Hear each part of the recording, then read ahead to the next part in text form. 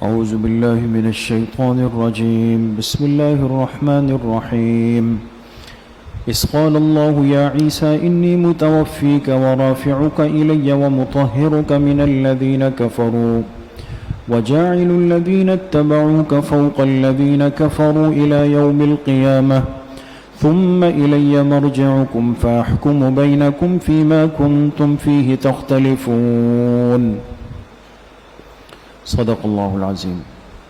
یہ سورہ آل عمران چل رہی ہے اور صبح آیت نمبر 54 تک جہاں اس کے 3 پاؤں مکمل ہوتے ہیں سبق ہوا تھا، اور عیسائیوں پر اور ان کے جو باطل نظریات اور عقائد ہے اس پہ رد چل رہا ہے۔ اس قال اللہ یا عیسیٰ لکھیں تدبیر خداوندی، تدبیر خداوندی، اللہ پاک نے ایک تدبیر فرمائی، اس لیے کہ یہود نے حضرت عیسیٰ علیہ السلام کو قتل کرنے کا منصوبہ بنایا کہ ان کو قتل کر دیتے ہیں، لیکن اس کے جواب میں اللہ پاک نے تدبیر فرمائی۔ وہ کیا تھی؟ اذ قال اللہ یا عیسیٰ، یاد کرو جب اللہ پاک نے فرمایا کہ اے عیسیٰ، حاشیے پر لکھیں اس تدبیر خداوندی میں 5 وعدے ہیں۔ کتنے وعدے ہیں؟ 5 وعدے اللہ پاک نے اس تدبیر میں فرمائے ہیں۔ فرمایا یا عیسیٰ انی متوفیکا، لکھیں وعدہ نمبر 1، اللہ نے فرمایا اے موسیٰ انی متوفیکا ورافعوک الیہ، میں آپ کو پورا پورا وصول کر لوں گا۔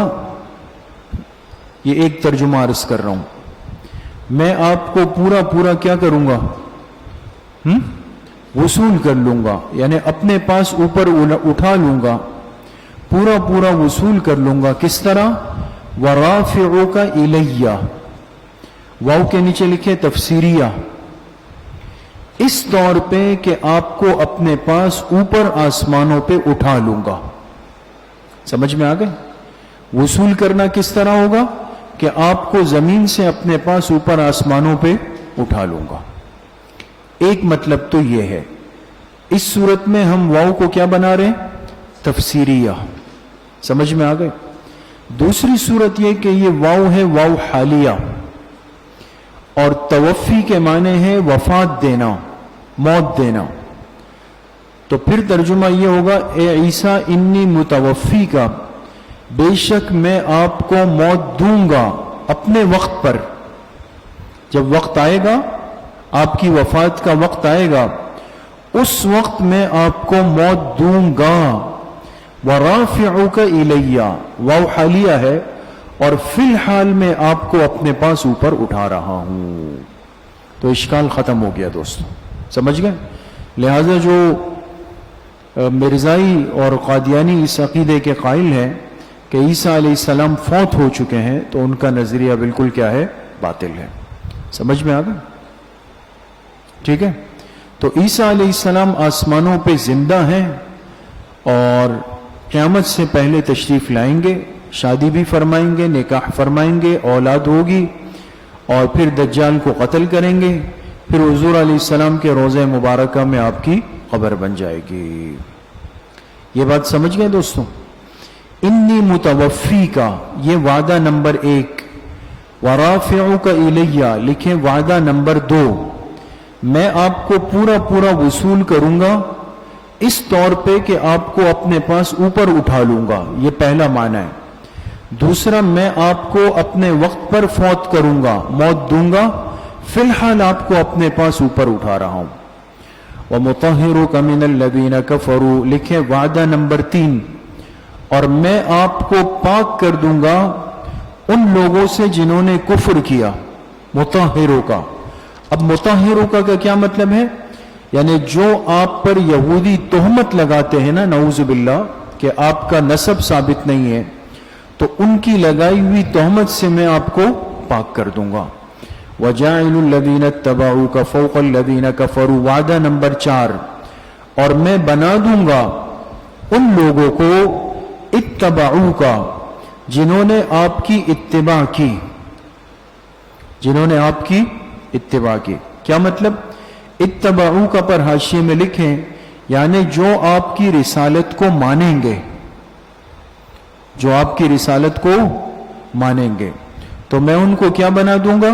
اتباعو کا کہ نیچے لکھیں عیسائی و مسلمان، عیسائی و مسلمان، اس لیے کہ عیسائی اپنے وقت میں ان کو اپنا پیغمبر جنہوں نے مانا وہ حق پر تھے، اور مسلمان تو آپ کو اپنا پیغمبر مانتے ہیں۔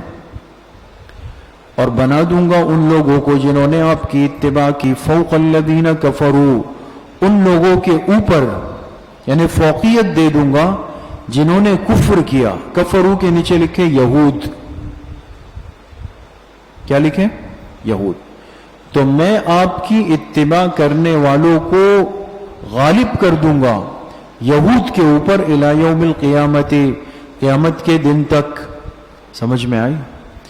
ثم الی مرجعکم، لکھیں وعدہ نمبر 5، پھر میری طرف ہی تم سب کا لوٹنا ہے۔ فاحکم بینکم فاحکم بینکم، احکم کا ترجمہ لکھیں پھر میں عملی فیصلہ کروں گا، پھر میں عملی فیصلہ کروں گا تمہارے درمیان، فیما کنتم فیہ تختلفون، ان باتوں میں جس میں تم اختلاف کیا کرتے تھے۔ فاما الذین کفروا فاعذبوہم عذابا شدیدا، لکھے بیان فیصلہ، بیان فیصلہ، فیصلہ کیسے ہوگا؟ عملی فیصلہ۔ فرمایا جن لوگوں نے کفر کیا ان کو سخت عذاب دوں گا، اس دنیا میں بھی آخرت میں بھی۔ وما لهم من ناصرین، اور ان کے لیے کوئی مددگار نہیں ہوگا۔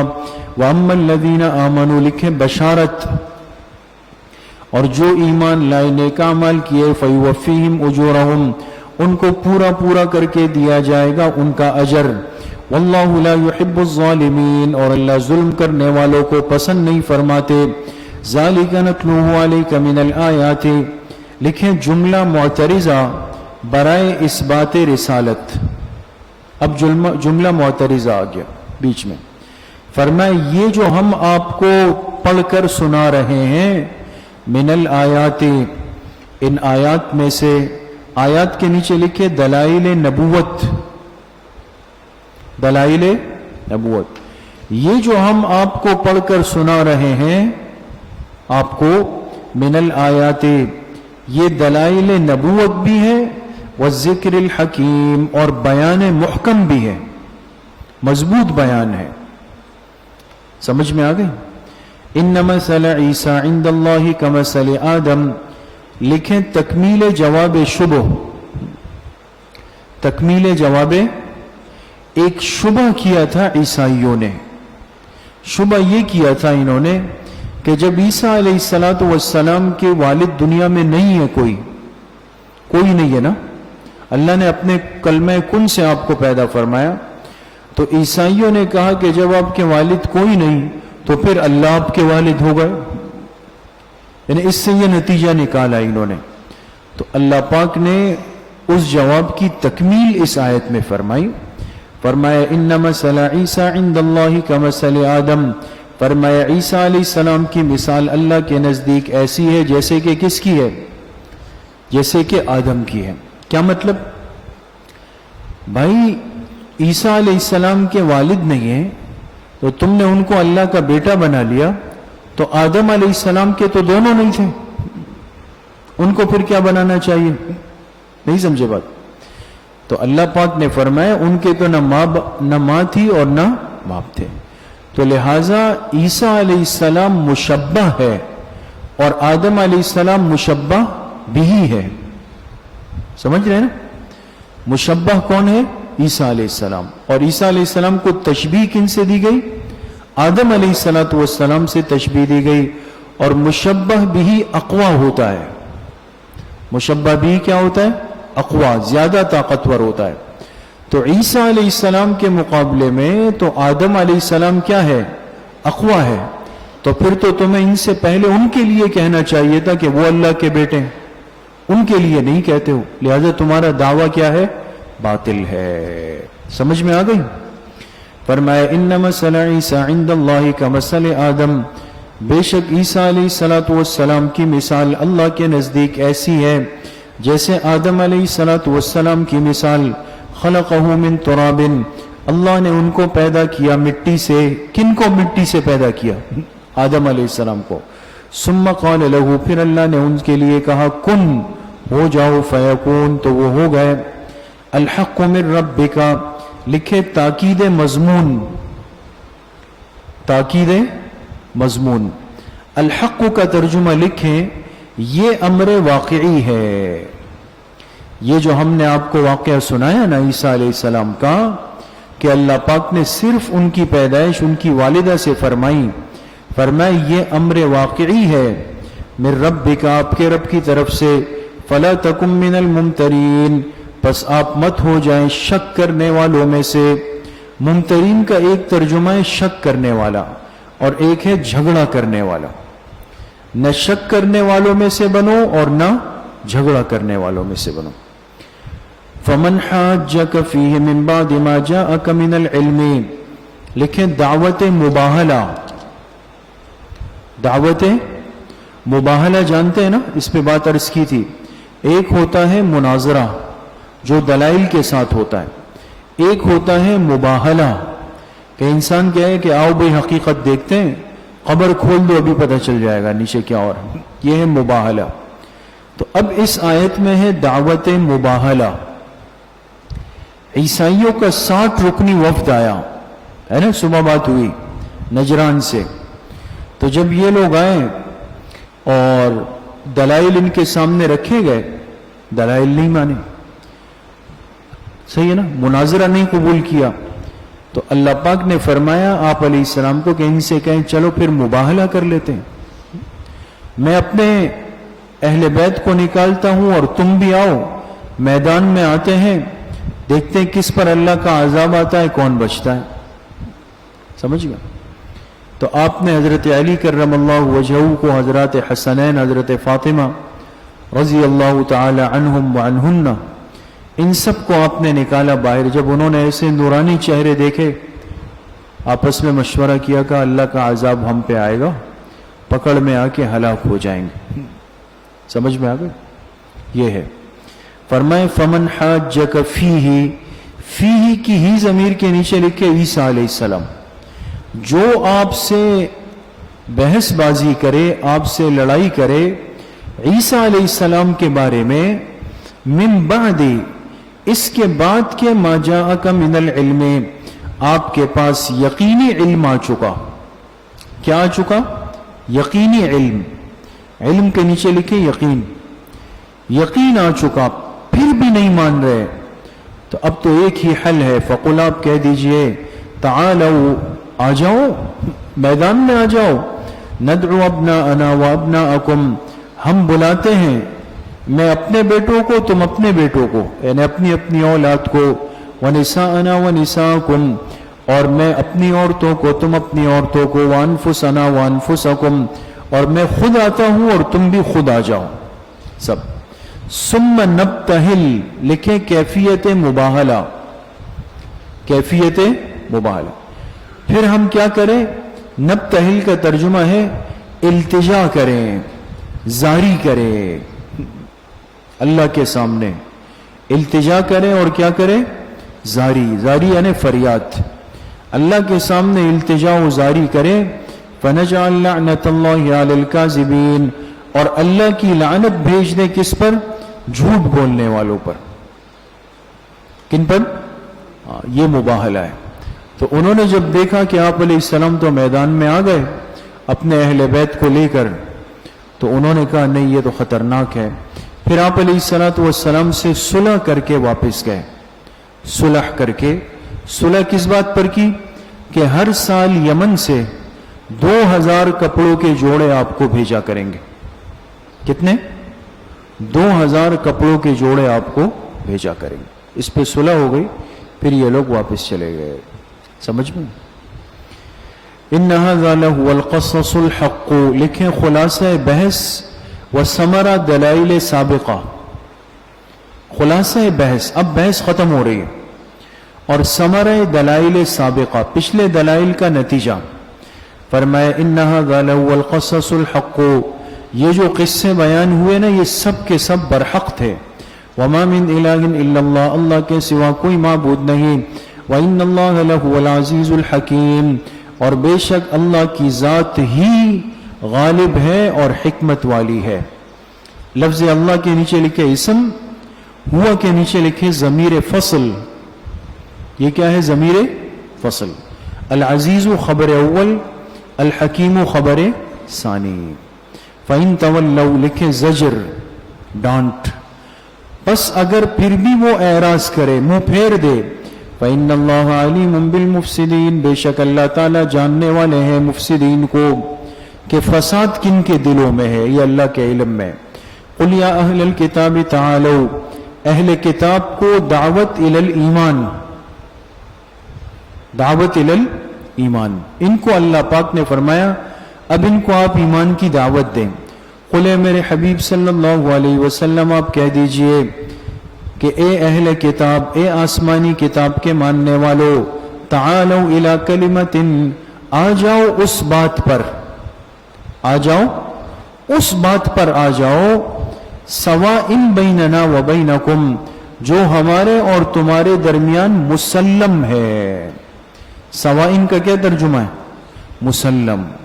بعض باتیں ایسی ہوتی ہیں کہ جو مشترکات کہلاتی ہے، ہم بھی اس کے قائل ہیں، وہ بھی اس کے قائل ہیں، تو فرمایا ان سے کہو چلو ایسی بات لے لیتے ہیں جس پر ہم دونوں مشترک ہے، مسلم ہے. وہ کون سی بات ہے؟ اللہ نعبدا لکھیں تفسیر کلمہ، یہ جو پیچھے گزرا نا کلمتن، اس کلمتن کی تفسیر کیا ہے؟ کون سی بات مشترک ہے ہمارے اور عیسائیوں میں؟ فرمایا وہ بات یہ کہ اللہ نعبد الا اللہ، ہم عبادت نہیں کریں گے مگر اللہ ہی کی، ولا نشرک بہ شیئا اور اللہ کے ساتھ کسی بھی چیز کو شریک نہیں کریں گے. ولا يتخذ بعضنا بعضا اربابا من دون اللہ اور ہم میں سے بعض کو رب نہیں بنائے گا اللہ کو چھوڑ کر. ہم میں سے بعض کو رب نہیں بنائے گا، اربابن رب نہیں بنائیں گے، من دون اللہ کس کو چھوڑ کر؟ اللہ کو چھوڑ کر. یہاں حاشیے پر روایت لکھی ہے عن عکرمۃ ان ھذا الاتخاذ هو سجود بعضهم لبعض، سجود بعضهم لبعض. عیسائیوں کے اندر بھی ایک شرک پیدا ہوا تھا سجدہ کرنے کا، کہ یہ جس کی تعظیم کرتے تھے نا تو جا کے اس کے سامنے سجدہ کر لیتے تھے. تو فرمایا اس بات پر اتفاق کر لو کہ بھئی کوئی اللہ کے علاوہ کسی کو رب نہیں بنائے گا، اور رب بنانے سے مراد کیا ہے؟ سجدہ کسی کو نہیں کرے گا. سمجھ گئے؟ فَإِن تَوَلَّوْا لکھے زجر، بس اگر انہوں نے اعراض کیا، منہ پھیرا، فَقُولُوا تو آپ ان سے کہہ دو اشہدوا گواہ ہو جاؤ، بِأَنَّا مُسْلِمُونَ بے شک ہم تو ماننے والے ہیں. اب تم گواہ رہو، ہم نے تو اپنی پیشکش کر دی، تم پیچھے ہٹ رہے ہو، ہم فرما بردار ہیں. یا اہل الکتاب لکھے شکوہ نمبر 1، شکوہ نمبر 1. شکوہ کیا تھا؟ شکوہ یہ تھا کہ جب یہ نصارہ نجران آئے نا، ان کا 60 رکنی وفد آیا، تو فطرت یہ ہے کہ غلط کی طرف کھینچتا ہے، جاتا ہے. تو ان کے ساتھ جو یہود تھے نا وہ بھی ان کے ساتھ شامل ہو گئے کہ چلے اپنے گھرائی آئے ہیں، اپنے لوگ آئے ہیں، وہ بھی ان کے ساتھ شامل ہو گئے. تو اب جب 1 سے 2 ہو گئے تو وہ کہنے لگے کہ بھئی ابراہیم علیہ السلام کی ملت کا دعویٰ یہ پیغمبر کرتے ہیں کہ ہم ملت ابراہیمی پر ہے.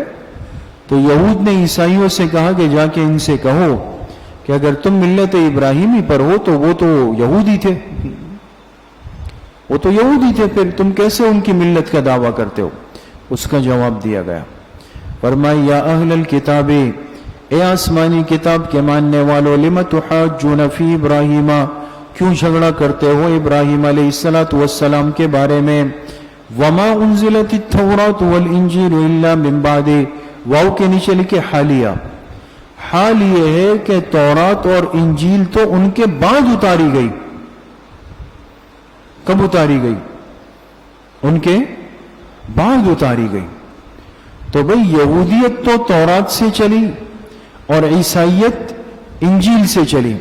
ابراہیم علیہ السلام تو ان دونوں کتابوں سے پہلے آئے ہیں، تو آپ کیسے کہہ سکتے ہیں کہ بھئی جی یہ تو یہودی تھے یا کیا تھے؟ وہ عیسائی تھے. جیسے وہ ایک پٹھان نے دعویٰ کیا، ایک پٹھان کو کسی نے کہا کہ تم بڑے دعوے کرتے ہو تو کیا وجہ ہے تم میں کوئی نبی نہیں گزرا، کوئی پیغمبر تم میں نہیں آیا؟ اس کو کہا، مقصد تو اس کو چھیڑنا تھا. اس نے کہا ایک نہیں دو آئے. کہا کون آئے؟ کہا ایک موسیٰ خان اور ایک عیسیٰ خان. نعوذ باللہ. تو اب ظاہر سی بات ہے کہ وہ خان نہیں ہو سکتے، وہ حضرات کب گزرے ہیں اور یہ اللہ کا بندہ کیا کہہ رہا ہے؟ تو اللہ پاک نے فرمایا تورات و انجیل تو ابراہیم علیہ السلام کے بعد اتاری گئی. افلا تعقلون، کیا تم عقل سے کام نہیں لیتے؟ ہا انتم ہؤلاء حاججتم فیما لکم بہ علم. ترجمے پہ غور کریں. ہا انتم ہؤلاء، خبردار تم ہی وہ لوگ ہو جو جھگڑتے ہو. خبردار تم ہی وہ لوگ ہو جو جھگڑتے ہو. فیما لکم بہ علم، فیما کے نیچے لکھے من امر عیسیٰ. تم جھگڑتے ہو کن کے معاملے میں؟ عیسیٰ علیہ السلام کے معاملے میں جھگڑتے ہو. لکم بہ علم، علم کے نیچے لکھے کچھ نہ کچھ علم. اب دیکھیں عجیب تعبیر ہے.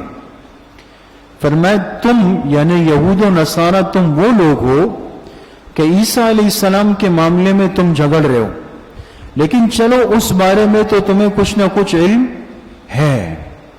فَلِمَ تُحَاجُّونَ فِيمَا لَيْسَ لَكُمْ بِهِ علم، لیکن اس معاملے میں کیوں جھگڑ رہے ہو جس میں تمہارے پاس کچھ علم بھی نہیں ہے؟ اس فیما کے نیچے لکھے من امر ابراہیم، من امر ابراہیم. سمجھ میں آ گئی؟ اور علم ان کے نیچے لکھے کچھ علم بھی. سمجھ میں آ گئی؟ تو اب ایک شخص وہ ہے جو دوستو جسے آپ نے اپنے ملک میں اپنے وقت میں سنا ہو، دیکھا ہو کسی نہ کسی درجے میں، تو آپ کوئی بات کر سکتے ہیں. اور ایک وہ جو آپ سے 100 سال پہلے گزرا ہے، تو اس میں آپ کیا بحث کر رہے ہیں؟ اس میں تو آپ کو کچھ پتہ بھی نہیں ہے. سمجھ گئے؟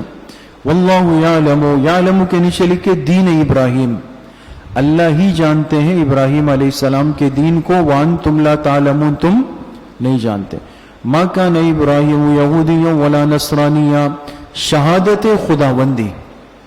اب اللہ نے شہادت دی اور ایک ضابطہ بیان کر دیا کہ ابراہیم علیہ السلام کا دین کیا تھا. فرمایا ابراہیم علیہ السلام نہ یہودی تھے نہ نصرانی تھے، ولیکن کان حنیفا مسلما، بلکہ وہ دین حنیف پر تھے. حنیف کس کو کہتے ہیں دوستو؟ جو تمام باطل طریقوں کو چھوڑ کر یکسو ہو جائے، تمام باطل طریقوں کو چھوڑ کر یکسو ہو جائے. تو وہ باطل طریقے پر نہیں تھے، اور مسلمن وہ فرما بردار تھے. تو اب دیکھ لو کہ یہودیوں میں، عیسائیوں میں، مسلمانوں میں کس کے اندر یہ دو صفات حنیف مسلمہ موجود ہے؟ وہ ملت ابراہیمی پر ہوگا. سمجھ میں آ گئی؟ وما کان من المشرکین، فرمایا وہ مشرکین میں سے بھی نہیں تھے. ان اول الناس بابراہیم، متعلقین ابراہیم کا بیان. ابراہیم علیہ السلام کے متعلقین، تعلق والے کون ہو سکتے ہیں؟ اللہ پاک خود فیصلہ فرما رہے. فرمایا ان اول الناس بابراہیم، بے شک لوگوں میں سب سے زیادہ قریب ابراہیم علیہ السلام کے وہ ہیں للذین اتبعوہ، للذین کہ جنہوں نے ان کی اتباع کی. نیچے لکھے ان کی زندگی میں. اتبعوہ ای فی وقتہ. ایک تو وہ لوگ ان سے تعلق کے سب سے زیادہ حقدار ہیں جنہوں نے ان کی اتباع کب کی؟ ان کی زندگی میں.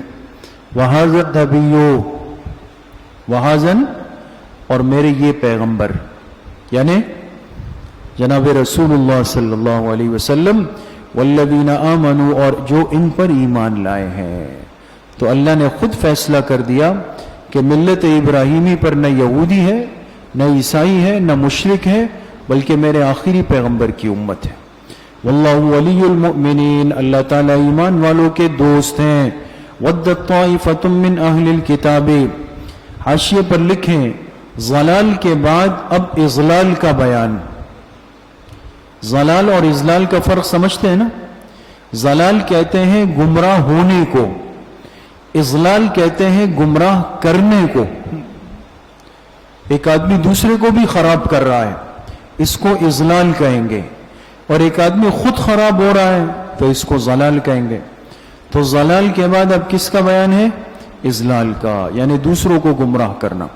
فرمایا ودت طائفۃ من اہل الکتاب، فرمایا اہل کتاب کا ایک گروہ، طائفۃ کا ترجمہ لکھے، ایک گروہ اہل کتاب کا یہ چاہتا ہے، ودت یہ چاہتا ہے کہ لو یضلونکم، لو کے نیچے لکھے مصدریہ بمعنی ان، مصدریہ بمعنی ان، کہ تمہیں بھی گمراہ کر دے، تمہیں بھی گمراہ کر دے. وما یضلون الا انفسهم، حالانکہ وہ گمراہ نہیں کر سکتے مگر اپنے ہی آپ کو، اپنے آپ کو گمراہی میں ڈال رہے ہیں. وما یشعرون، اور ان کو اس کا احساس بھی نہیں ہے. سمجھ گئے؟ یا اہل الکتاب، لکھیں شکوہ نمبر 2 ملامت بر ضلال.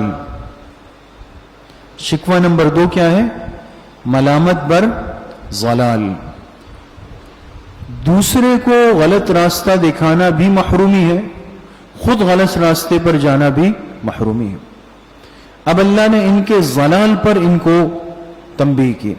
فرمایا اے اہل کتاب لم تکفرون بآیات اللہ، کیوں انکار کرتے ہو اللہ کی آیتوں کا. آیت اللہ کے نیچے لکھے فی التوراۃ والانجیل، جو کہاں آئی؟ تورات و انجیل میں. وانتم تشہدون، جبکہ تم اقرار بھی کرتے ہو. جب اپنی مجلس میں بیٹھتے تھے نا تو کہتے تھے واقعی آخری پیغمبر کی نشانیاں یہی ہے، لیکن بتاؤ نہیں، بتاؤ گے تو لوگ چلے جائیں گے اور پھر دال روٹی بند ہو جائے گے، بتاؤ نہیں. یا اہل الکتاب، لکھے ملامت بر اضلال، ملامت بر اضلال. اب ملامت کی گئی کہ دوسرے کو گمراہ کرنا بھی غلطی ہے. اے اہل کتاب لم تلبسون الحق بالباطل، تم کیوں حق اور باطل کو خلط ملط کرتے ہو؟ تلبسون کے معنی کیا ہے؟ خلط ملط کرنا جانتے ہیں؟ ایک دوسرے میں ملا دینا. اب ایسی ایک چیز بنا دی کہ جو نہ دائیں میں ہے اور نہ بائیں میں. سمجھ میں آ گئی؟ خلط ملط کرنا. ہمارے استاد صاحب فرماتے تھے ایک بدعتی عالم سے کسی نے پوچھا کہ بھئی حضور علیہ السلام کے بارے میں تمہارا کیا عقیدہ ہے، حضور کیا ہے؟ کہا نوری بشر تھے، نوری بشر تھے. اب یہ کوئی بات ہے؟ نوری بھی کہا اور بشر بھی کہا، یہ دونوں چیزیں تو جمع نہیں ہو سکتی نا. جب نور ہے تو بشر نہیں، اور بشر ہے تو نور نہیں. تو اس نے کہا اگر یہ کہتا ہوں کہ نور تھے تو قرآن کی بہت ساری آیات کا انکار گلے آتا ہے، اور یہ کہتا ہوں کہ جی بشر تھے تو اپنے مذہب والے فٹ بال بنا دیں گے، ہے نا. تو کہا حضور علیہ السلام نوری بشر تھے. یہ خلط ملط کرنا ہوتا ہے. تم کیوں حق اور باطل کو خلط ملط کرتے ہو؟ وَتَكْتُمُونَ الْحَقَّ، اور حق بات کو چھپاتے ہو. وَأَنْتُمْ تَعْلَمُونَ، جبکہ تم جانتے بھی ہو. وَقَالَتْ طَائِفَةٌ مِّنْ أَهْلِ الْكِتَابِ، شکوہ نمبر 3 یہود کی سازش کرنا. یہود کی کیا کرنا؟ سازش کرنا. یہود نے ایک نیا طریقہ اختیار کیا. تھے تو ایک نمبر کے مکار لوگ ہیں، ذہن ان کا بہت خراب ہے. تو انہوں نے آپس میں ایک مشورہ کیا کہ ایسا کرتے ہیں کہ صبح جائیں گے حضور کی مجلس میں، صحابہ بھی بیٹھے ہوں گے، آپ علیہ السلام کی بات سنیں گے اور کہیں گے جی بالکل ہم اب سمجھ میں آ گئی، واقعی آپ سچے پیغمبر ہیں، متاثر ہو گئے، ایمان لے آئے. صحابہ بھی خوش ہو جائیں گے. شام کو جب باہر جائیں گے، باہر لوگ بیٹھے ہوں گے تو کہیں گے کہ نہیں بھائی، ہم نے واپس آ کے جب غور کیا تو ہمیں اس شخص کے اندر جو نبوت کی باتیں تھی نعوذ باللہ وہ مطمئن نہیں کر سکے، لہٰذا ہم اپنی بات سے کیا ہو رہے ہیں؟ واپس ہو رہے ہیں. اب دیکھیں صبح بھی کوئی ایمان سچا نہیں تھا، ہے نا، صبح بھی دکھاوے کے لیے تھا، لیکن اس بات کا مقصد کیا ہے کہ جو باقی بیٹھے ہوئے لوگ ہیں ان کے دلوں میں شکوک و شبہات ڈال دیں. وہ کہے کہ یار صبح تو مان لیا تھا, شام کو انکار کیوں کر رہے ہیں؟ کیا واقعی ان کے پاس کوئی دلیل, کوئی شبہ, کوئی اشکال آ گیا ہے نا؟ انسانی فطرت یہ ہے کہ جب ایک آدمی ایک کام کر کے اس سے پیچھے ہٹتا ہے تو دوسرے کہتے ہیں بھئی اب احتیاط کرو, اب معلومات کرو وہ فلاں کیوں نکلا ہے. ایسا ہی ہے نا؟ تو انہوں نے کہا یہ حرکت شروع کرتے ہیں, اس کا اشارہ ہے. وقالت طائفۃ من اہل الکتاب, اور کہا اہل کتاب کے ایک گروہ نے کہا آمنوا بالذی انزل علی الذین آمنوا, کہ ایمان لے آؤ اس کتاب پہ جو کہ ان لوگوں پر اتاری گئی جو ایمان لائے ہیں. آمنو, دوسرے والے آمنو کے نیچے لکھیں مسلمان. جو کتاب ان مسلمانوں پر اتری ہے نا, کون سی کتاب؟ قرآن کریم. کہا اس پر ایمان لے آؤ وجہ النہار, شروع دن میں, دن کے شروع میں کہو کہ جی ہم بھی مسلمان ہو گئے. لیکن وکفروا آخرہ, دن کے آخر میں کیا کرو؟ ہاں, اس کا انکار کر دو. وہ بھئی دل مطمئن نہیں ہوا, انکار کر دو. کیوں؟ لعلہم یرجعون, تاکہ وہ لوگ بھی لوٹ آئیں. وہ سے مراد کون ہے؟ صحابہ, مسلمان. رجعون کے نیچے لکھے عن دینہم, اپنے دین سے. وَلَا تُؤْمِنُوا إِلَّا لِمَنْ تَبِعَ دِينَكُمْ, تو اللہ پاک نے فرمایا نہ اقرار کرو صدق دل سے. یہ لا تؤمنو کا ترجمہ ہے دوستوں. لا تؤمنو کا کیا ترجمہ ہے؟ اقرار مت کرو صدق دل سے مگر انہی کا جو تمہارے دین کی اتباع کرے, جو تمہارے دین کی اتباع کرے. صرف کسی کی ظاہری باتیں سن کر کبھی متاثر مت ہونا, اللہ یہ فرمانا چاہتے ہیں. بہت سارے لوگ ظاہری باتیں کر کے اپنے آپ کو آپ کا ساتھی بنا دیں گے, ظاہری باتیں کر کے. لیکن جب موقع اتباع کا آئے گا, عملی میدان کا آئے گا, تو ایک ایک پھر کر کے اڑنا شروع ہو جائے گا. سمجھ میں آ گئی؟ یہ ماحول میں جو آپ دیکھتے ہیں نا کہ بھئی فلاں جمع ہو گئے اور فلاں نے یہ کیا, فلاں نے وہ کیا. پھر ایک دن ایک نے کہا جی میں تو نہیں ہوں اس میں, دوسرے دن دوسرے نے کہا میں بھی اللہ حافظ ہوں, تیسرے دن تیسرے نے کہا میں بھی اللہ حافظ ہو گیا. تو شروع میں یہ اتحاد کیسے تھا؟ اس لیے کہ ایک ظاہری شکل تھی. جب عملی شکل کی بات آئی, سمجھ میں آ گئی؟ یہ چیز سمجھنی چاہیے.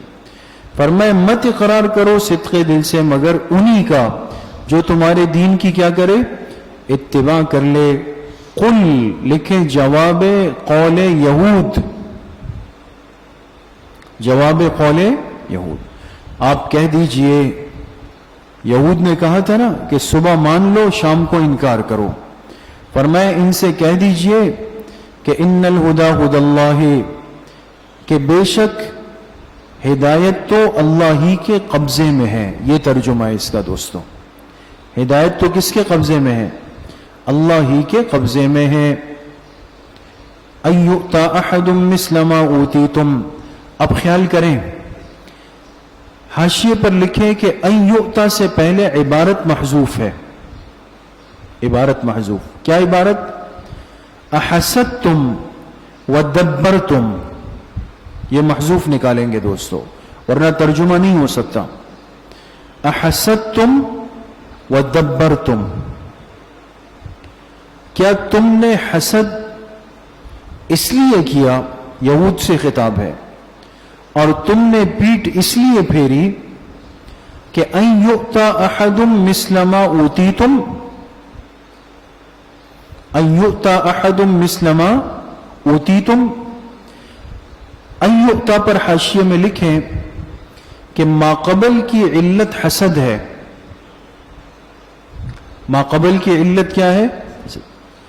یہود یہ حرکت کیوں کر رہے تھے کہ صبح ایمان شام کو کفر؟ اس کی وجہ ان کے اندر حسد تھا. اور حسد کس بات کا تھا؟ کہ بھئی یہ نعمت نبوت اور کتاب ہم سے ان میں کیوں گئی, یہ تو بنی اسرائیل کا حق تھا. حسد تھا نا. تو لکھے ماقبل کی علت حسد ہے. اور حسد کا سبب دو چیزیں ہیں. کتنی چیزیں؟ دو. وہ دو چیزیں آپ کو ابھی بتائیں گے. تو محذوف عبارت کیا نکالی؟ احسدتم ودبرتم، کیا تم نے حسد اس لیے کیا اور تم نے پیٹ اس لیے پھیری کہ ان یؤتی احد مثل ما اوتیتم، کہ دے دیا گیا احد کسی اور کو. احد کا کیا ترجمہ ہے؟ کہ دے دیا گیا کسی اور کو. بریکٹ میں لکھیں یعنی مسلمانوں کو. کیا دے دیا گیا؟ مثلا کے نیچے لکھے کتاب و دین. کسی اور خاندان کو بھی کتاب اور دین مل گئی، ما اوتی تم، جیسے تمہیں دی گئی تھی. بعض دفعہ انسان اس وجہ سے غصے میں آ جاتا ہے کہ بھئی یہ اس کو کیوں مل گیا. سمجھ میں آ گئی؟ تو ایسے موقع پہ حسد نہیں کرنا چاہیے بلکہ اپنی کمزوری کو تلاش کرنا چاہیے. سمجھ میں آ گئے؟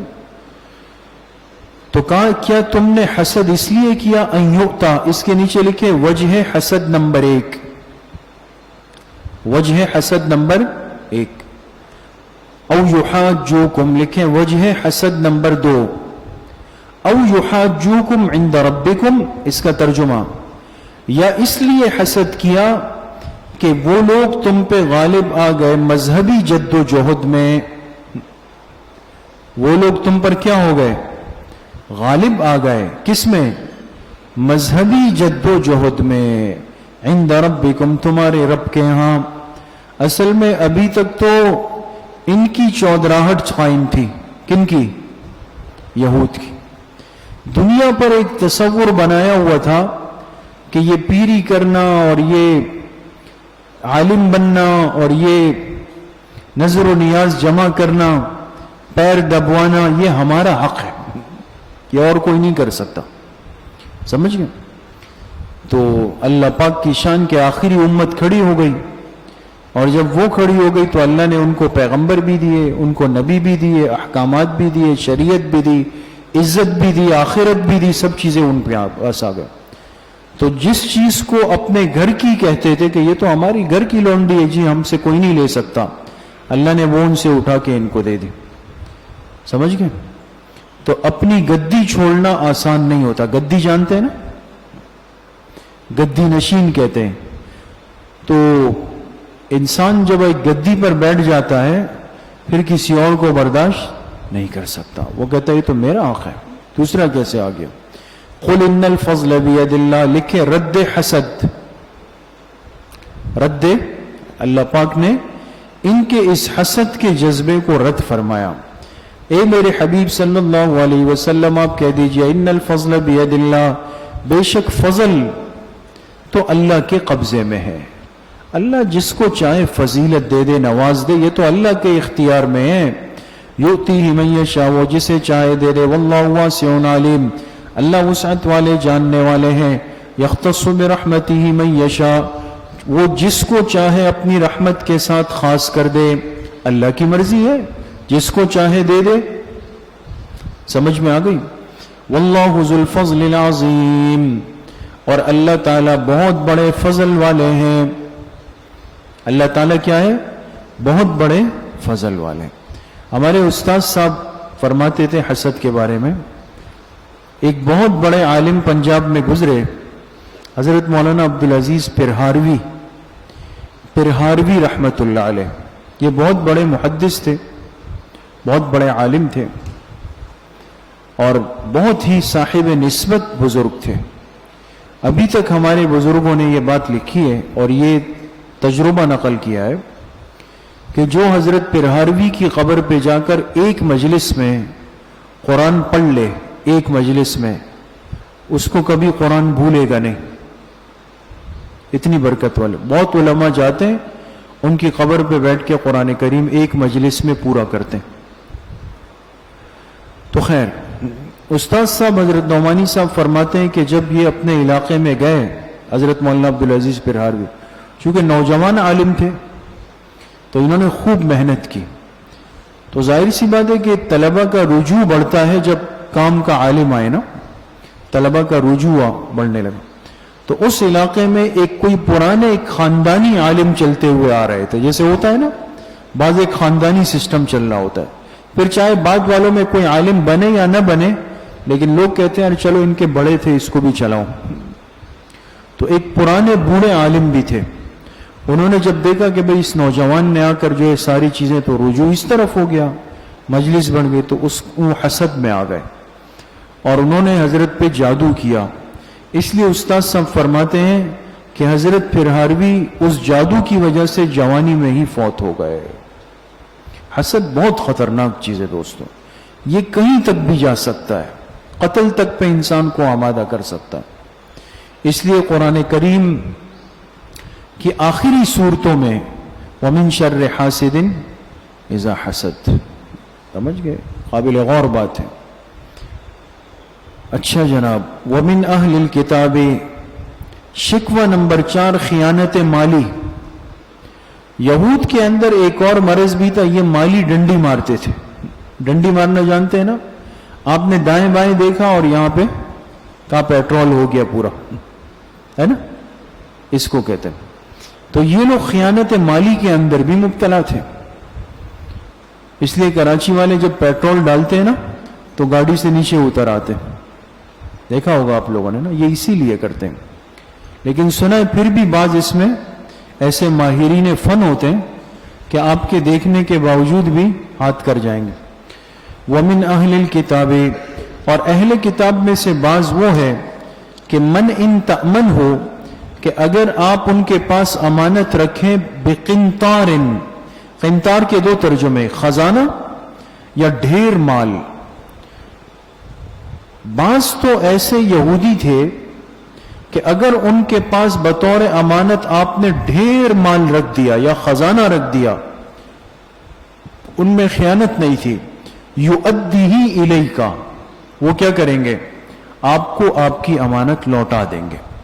سب ایسے نہیں تھے, لیکن ومنہم, بعض ان میں سے ایسے تھے کہ من ان تأمنہ بدینار, اگر آپ نے ان کے پاس امانت میں 1 دینار رکھوایا, لا یؤدیہ الیکا, تو وہ 1 دینار بھی آپ کو واپس نہیں لوٹائیں گے, الا ما دمت علیہ قائما, جب تک آپ جم کر ان کے سر پہ کھڑے نہ رہیں.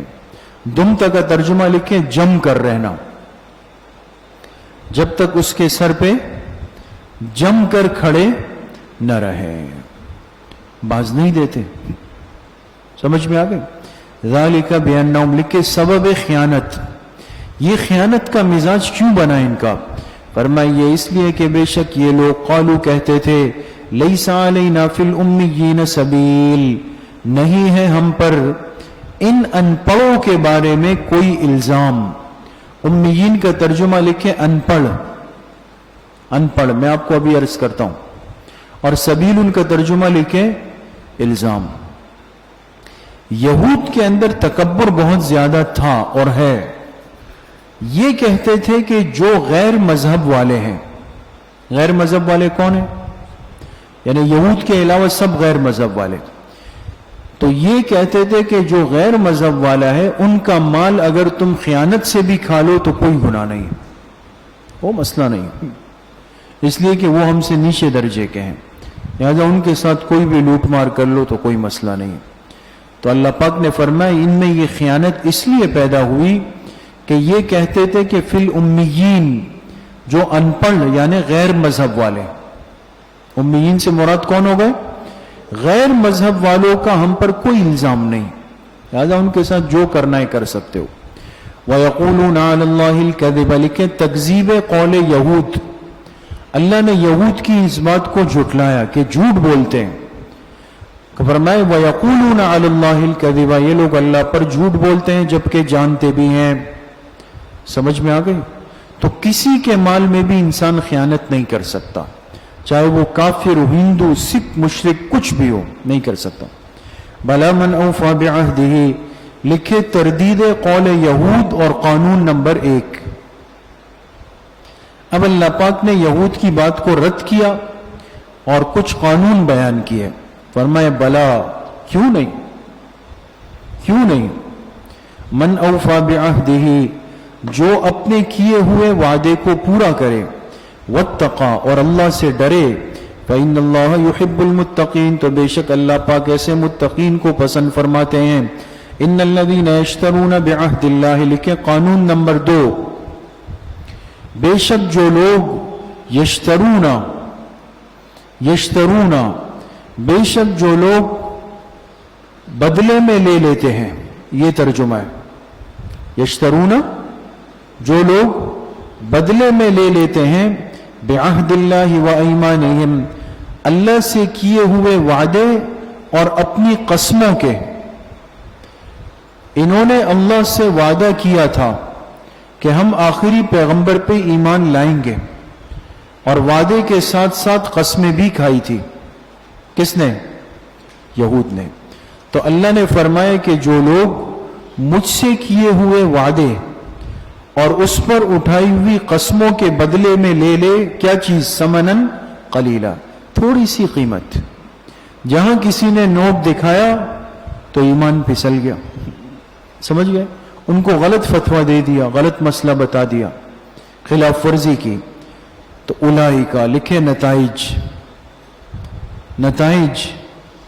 इन कवानीन को तोड़ने के नताइज क्या होंगे?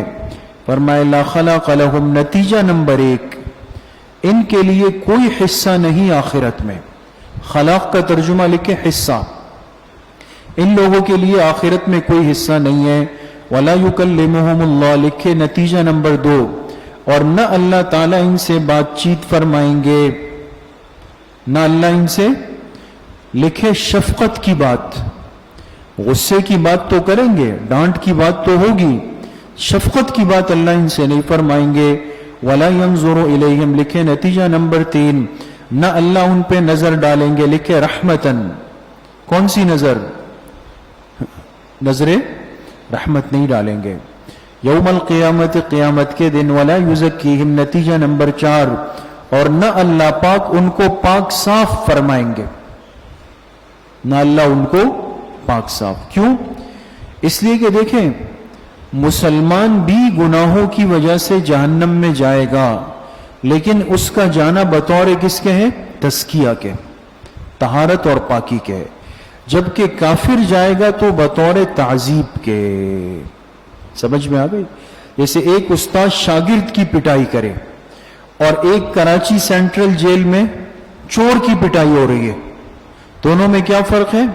कि उस्ताद की पिटाई तादीब है, अदब सिखाने के लिए, चोर की पिटाई ताजीब है, उसके जुर्म पर उसको सजा देने के लिए। समझ में आ गई बात दोस्तों? वलहुम अज़ाबुन अलीम, लिखे नतीजा नंबर 5, और उनके लिए दर्दनाक अज़ाब है। व इन्न मिनहुम लफरीक़ा, लिखे शिकवा नंबर 5, खियानत इल्मी। खियानत इल्मी, खियानत इल्मी क्या है? व इन्न मिनहुम, यहूद में से, लफरीक़न, एक तबका ऐसा है, यल्वून अलसिनतहुम, जो अपनी जबानों को क्या करते हैं? जबानों को मरोड़ते हैं, मोड़ लेते हैं, मरोड़ते हैं। बिल किताबी, किताब के साथ, किताब के साथ, किताब से मुराद यानी कुरान की आयत। बाज लोग आपने देखा होगा ना कि वो ऐसा जुमला बोलते हैं कि आपको लगेगा कि जैसे ये कह रहा है जबकि वो कुछ और कह रहा होगा। समझ में आ गई? ये गड़बड़ है।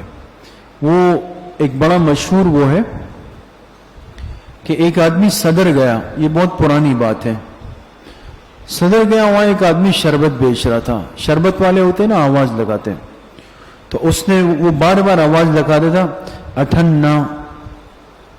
अठन्नी जानते हैं? पहले 8 आने का सिक्का होता था ना, तो कहता था अठन्ना। इसने कहा यार ये तो सही है, 8 आने में 1 गिलास है। उसने जाके 2 गिलास पी लिए, तो फिर उसको 1 रुपया दिया। उसने कहा भाई क्या दे रहे हो? कहा पैसे दे रहा हूँ। कहा आपके तो 10 रुपये होगा।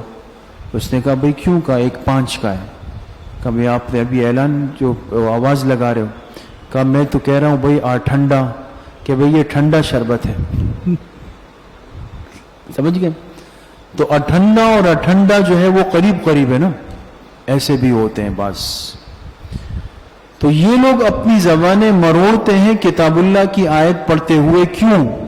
لِتَحْسَبُوهُ مِنَ الْكِتَابِ، تاکہ آپ ان کو گمان کریں کس میں سے؟ کتاب میں سے. ہو ضمیر کے نیچے لکھیں محرف کلام، جس کلام میں تحریف کر رہے ہیں نا، آگے پیچھے کر رہے ہیں، تاکہ آپ اس کو گمان کریں کہ یہ کتاب کی تلاوت کر رہے ہیں، لیکن حقیقت کیا ہے کہ وما ہوا من الکتاب، رد عمل، حقیقت میں وہ کتاب اللہ کی آیت نہیں پڑھ رہے ہوتے.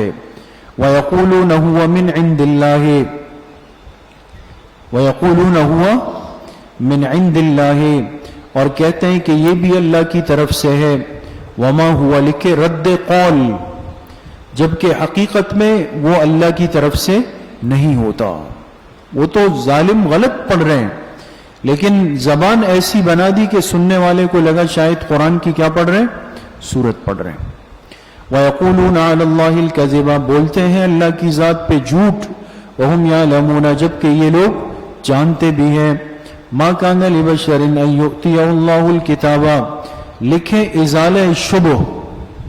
مَا كَانَ لِبَشَرٍ کے نیچے کیا لکھے؟ ازالہ شبہ. ایک یہودی نے آپ علیہ السلام سے ملاقات کی اور کہا کہ آپ نبوت کا دعویٰ اس لیے کرتے ہیں کہ لوگ آپ پر ایمان لائے اور پھر آگے چل کر آپ اپنے معبود ہونے کا دعویٰ کر دیں گے. ابھی تو آپ نبی ہونے کا کر رہے ہیں، لیکن اصل آپ کون سا دعویٰ کرنا چاہتے ہیں؟ معبود ہونے کا. یعنی یہ اس نے ایک بہتان لگایا. تو اللہ پاک نے اس شبے کا ازالہ فرمایا.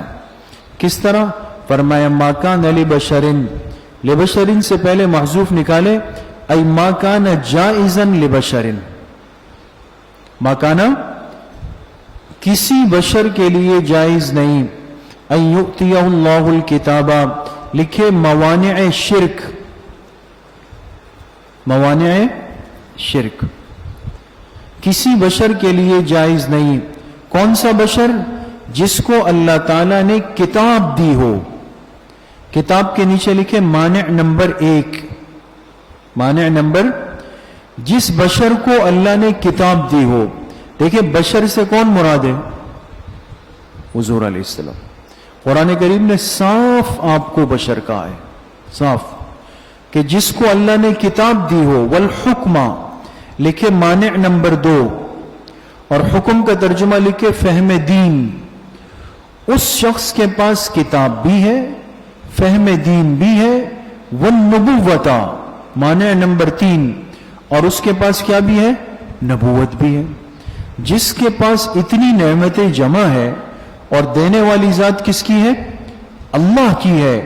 تو اس کے لیے ممکن ہی نہیں، جائز ہی نہیں کہ ثم یقول للناس، کہ پھر وہ لوگوں سے کہے کونوا عبادا لی من دون اللہ، کہ تم میری عبادت کرنے والے بن جاؤ اللہ کو چھوڑ کر. وہ ایسا نہیں کر سکتا. جس کو اللہ اپنی کتاب، اپنا فہم، اپنی نبوت دیتے ہیں، وہ بندوں کو اپنا عبادت گزار نہیں بناتے، وہ بندوں کو اللہ کا عبادت گزار بناتے ہیں. ولیکن کونو، ولیکن کے بعد دوستو محذوف نکالے یقولو. یقولو ترجمہ کیا ہوگا؟ بلکہ وہ پیغمبر کہتا ہے لوگوں سے کونو ربانیین، تم سب کے سب کیا بن جاؤ؟ اللہ والے بن جاؤ. یہ نہیں کہتا کہ میرے بن جاؤ، نہیں، ربانیین اللہ والے بن جاؤ. استاد صاحب فرماتے ہیں وہابیین، تم سب کے سب کیا بن جاؤ؟ وہابی بن جاؤ. کیوں؟ بما کنتم تعلمون الکتاب، لکھے مقتضی نمبر 1، مقتضی نمبر 1، اس لیے کہ کنتم تعلمون الکتاب، تم کتاب اللہ کا علم بھی حاصل کرتے ہو. وبما کنتم تدرسون، مقتضی نمبر 2، اور تم کتاب اللہ کو پڑھتے بھی ہو، تم کتاب اللہ کو پڑھتے بھی ہو. ولا یأمرکم ان تتخذوا الملائکۃ والنبیین اربابا، اور ولا یأمرکم، اور وہ تمہیں حکم نہیں دیتا کہ تم بناؤ فرشتوں کو، والنبیین، اور انبیاء کو، اربابا رب. سمجھ گئے؟ یہ تمہارا بہتان ہے پیغمبر پہ کہ وہ تمہیں اس بات کا حکم دے دے گا. نہیں، کبھی بھی پیغمبر تمہیں اس بات کا حکم نہیں دے سکتا کہ تم فرشتوں اور انبیاء کو رب بناؤ. کیوں؟ اَيَأْمُرَكُمْ بِالْكُفْرِ، اس لیے کہ یہ بات کہنا تو کیا ہے؟ کفر ہے. کسی کو اللہ سے کاٹ کر اللہ کی مخلوق کے پاس لانا یہ تو کفر ہے. تو کیا اَيَأْمُرُكُمْ بِالْكُفْرِ، کیا پیغمبر تمہیں کفر کا حکم دے سکتا ہے؟ بعد اذ انتم مسلمون، اس کے بعد کہ تم تابعدار بن چکے ہو. سمجھ میں آ گئی؟ تو یہ بہتان ہے، جھوٹ ہے، کذب سری. وَإِذَا أَخَذَ اللَّهُ مِيثَاقَ النَّبِيِّينَ، لکھیں اس بات رسالت خاتم الانبیاء، اس بات رسالت خاتم الانبیاء. اور یاد کرو جب اللہ تعالیٰ نے لیا میثاق انبیاء سے، میثاق کس سے لیا؟ انبیاء سے. حاشیے پر لکھے بیان القرآن کا حوالہ ہے کہ اس میثاق کے 2 محل ہیں. کتنے محل ہیں؟ 2. اللہ نے اپنے انبیاء سے ایک میثاق، جانتے ہیں دوستو، وعدہ، ایک معاہدہ کیا تھا. حضرت تھانوی رحمت اللہ علیہ فرماتے ہیں اس میثاق کا محل اول عالم ارواح ہے. محل اول کیا ہے؟ عالم ارواح. اور اس کا محل ثانی دنیا ہے. اس کا محل ثانی کیا ہے؟ دنیا. تو دنیا میں انبیاء سے میثاق کیسے لیا؟ لکھیں بذریعہ وحی. بات سمجھ میں آ گئی؟ سمجھ گئے دوستو؟ تو میثاق کے محل کتنے ہو گئے؟ 2. ایک عالم ارواح، وہاں تو اللہ نے براہ راست ہم کلامی کی، اور ایک دنیا میں کیسے؟ بذریعہ وحی کے. یاد کرو جب اللہ نے انبیاء سے میثاق لیا، لما آتیتکم، لکھیں تشریح میثاق. میثاق کیا تھا؟ اللہ نے فرمایا لما، لام کے نیچے لکھیں تعلیلیہ، بسبب اس کے کہ جو میں نے تم سب کو کتابیں دی اور حکمت دی. بسبب اس کے، یہ اللہ پاک کن سے فرما رہے؟ انبیاء سے. انبیاء سے فرما رہے کہ میں نے تمہیں کتابیں بھی دی اور حکمت بھی دی. اب میں تم سے ایک وعدہ لینا چاہتا ہوں. ثم جاءکم، پھر جب آ جائے تمہارے پاس رسول، وہ عظیم الشان رسول. یہ تنوین برائے تعظیم ہے دوستو. وہ عظیم الشان رسول جب تمہارے پاس آ جائے تو مراد کون ہے؟ آپ علیہ السلام. مصدق لما معکم، اور وہ رسول تصدیق کریں گے ان کتابوں کی جو تمہارے پاس ہیں. تورات، زبور، انجیل سب کی تصدیق بھی کریں گے. تو تمہیں یہ وعدہ کرنا ہے کہ لَتُؤْمِنُنَّ بِهِ، تم سب ضرور بضرور ان پر ایمان لاؤ گے. تم سب کیا کرو گے؟ ان پر، یعنی تمام انبیاء سے میثاق لیا گیا کہ تم سب کیا کرو گے؟ ان پر ایمان لاؤ گے. حاشیے پر لکھیں کہ جلالین کا حوالہ ہے، تفسیر جلالین، وَأُمَمُهُمْ تَبْعٌ لَهُمْ، وَأُمَمُهُمْ تَبْعٌ لَهُمْ. کیا مطلب؟ یعنی امت نبی کے تابع ہوتی ہے. امت کس کے تابع ہوتی ہے؟ نبی. اب دیکھیں جب انبیاء اس بات کے پابند ہوئے کہ وہ آخری پیغمبر پر ایمان لائیں گے تو ان انبیاء کی امتیں بطریق اولا اس بات کی پابند ہے کہ وہ آخری پیغمبر پہ ایمان لائیں گی. سمجھ میں آ گئی؟ لَتُؤْمِنُنَّ بِهِ، تم ضرور ان پر ایمان لاؤ گے، وَلَتَنْصُرُنَّ، اور ضرور ان کی مدد کرو گے. قَالَ، پھر اللہ نے پوچھا. لکھیں اہتمام میثاق نمبر 1، اہتمام میثاق نمبر 1. اللہ نے فرمایا اَأَقْرَرْتُمْ، کیا تم اقرار کرتے ہو اس وعدے کا؟ کیا تم نے اقرار کر لیا؟ وَأَخَذْتُمْ عَلَى ذَلِكُمْ إِسْرِي، اور کیا تم نے قبول کر لیا اس مضمون پر میرا عہد؟ یہ ترجمہ ہے دوستو. اور کیا تم نے قبول کر لیا عَلَى ذَلِكُمْ، اس مضمون پر، اس بات پر، اسری، میرا عہد قبول کر لیا؟ قالوا اقررنا، تمام پیغمبروں نے کہا جی ہاں ہم نے قبول کر لیا. قال فاشهدوا، لکھے اہتمام میثاق نمبر 2. اللہ پاک نے فرمایا ٹھیک ہے پھر تم سب گواہ بن جاؤ، وَأَنَا مَعَكُم مِّنَ الشَّاهِدِينَ، میں بھی تمہارے ساتھ گواہی دینے والوں میں ہوں۔ فَمَن تَوَلَّى بَعْدَ ذَلِكَ، لکھے انجام معرضین، انجام معرضین، پس اب جو اعراض کرے گا بعد ذالک، اس کے بعد، اس میثاق کے کرنے کے بعد اب اگر کوئی پیچھے ہٹا، بعد ذالک کے نیچے لکھے من الامم، من الامم، کیوں؟ اس لیے کہ دوستو انبیاء اللہ سے کیے ہوئے وعدے سے پیچھے نہیں ہٹتے، لیکن امت ہٹ سکتی ہے، سمجھ میں آ گئی؟ اس لیے یہاں پر بعد ذالک کے نیچے کیا لکھا؟ من الامم۔ اب جو اعراض کرے گا اس وعدے سے امت میں سے، فَأُولَئِكَ هُمُ الْفَاسِقُونَ، تو وہی لوگ کافر ہوں گے۔ فاسقون کا ترجمہ لکھے کافر۔ افغیر دین اللہ، لکھے زجر برتر کے اسلام، زجر برتر کے اسلام، جو اسلام کو ترک کرے گا اس پر زجر کی گئی۔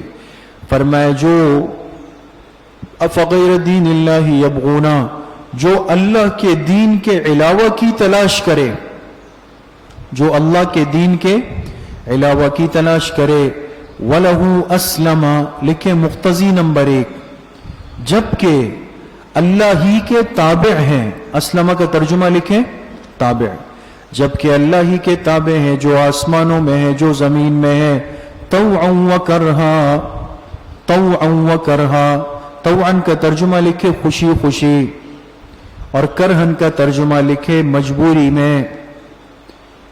اللہ کے تابع سب کے سب ہے، چاہے بخوشی ہے چاہے بمجبوری ہے، لیکن اللہ کو مانا سب نے ہے۔ حاشیے پر لکھیں طوعاً احکام تشریعیہ میں، جیسے نماز پڑھنا، جیسے یہ ہے احکام تشریعیہ۔ کرہن لکھیں احکام تکوینیہ میں، جیسے بخار یا دوسری بیماری کا آنا۔ تو اب دیکھیں عصر کا وقت آنے والا ہے، تو جب عصر کا وقت آئے گا تو جو ماننے والے مسلمان ہیں وہ وضو کر کے آ کے نماز پڑھ لیں گے، بخوشی پڑھیں گے، ہے نا؟ اور خدا نخواستہ کوئی جائے اور رات کو اس کو بخار ہو جائے، تو یہ بخار ہمارے اختیار سے ہے یا غیر اختیاری ہے؟ لیکن ماننا تو ہے۔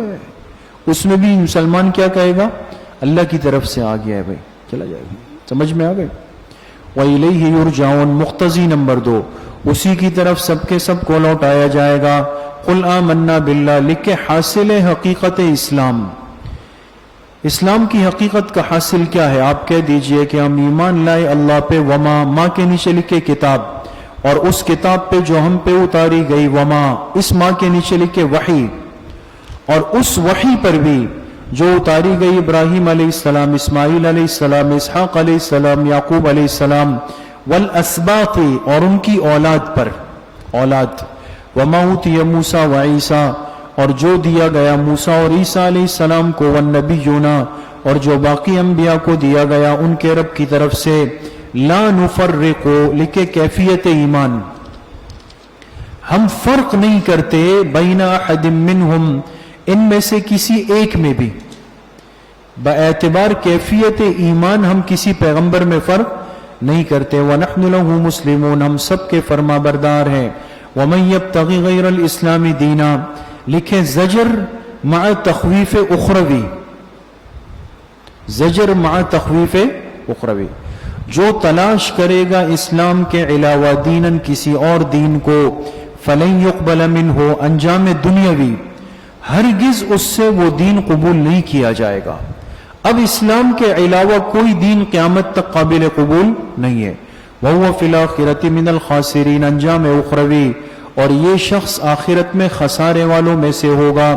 کیف یہدی اللہ، حاشیے پر لکھیں معرضین عن الاسلام کے اقسام ثلاثہ، معرضین عن الاسلام کے اقسام 3 قسمیں، نمبر 1 مرتدین، نمبر 2 تائبین، نمبر 3 مصرین۔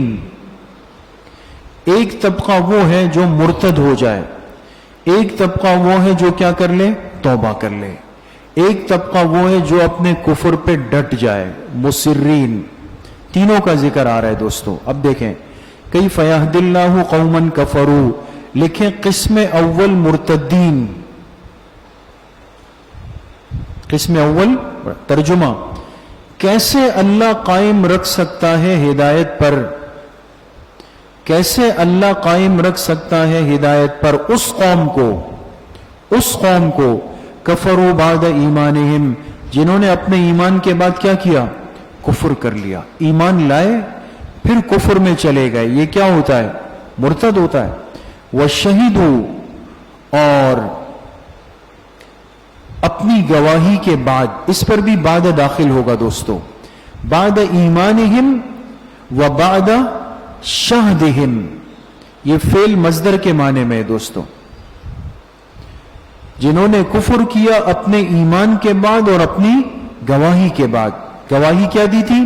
کہ ان الرسول حق، بے شک رسول برحق ہے. وجاءہم البینات، اور ان کے پاس دلائل بھی آئے. واللہ لا یہدی القوم الظالمین، اللہ ہدایت نہیں دیتے ایسی قوم کو، الظالمین، جو بے ڈھنگے لوگوں کو اللہ ہدایت نہیں دیتے. اولئک جزاؤہم، لکھیں انجام ارتداد، ان کا بدلہ یہ کہ ان پر اللہ کی لعنت، فرشتوں کی لعنت، والناس اجمعین، پوری انسانیت کی لعنت، خالدین فیہا، اس لعنت میں ہمیشہ ہمیشہ رہیں گے. لا یخفف عنہم العذاب، نہ ان سے عذاب کو ہلکا کیا جائے گا.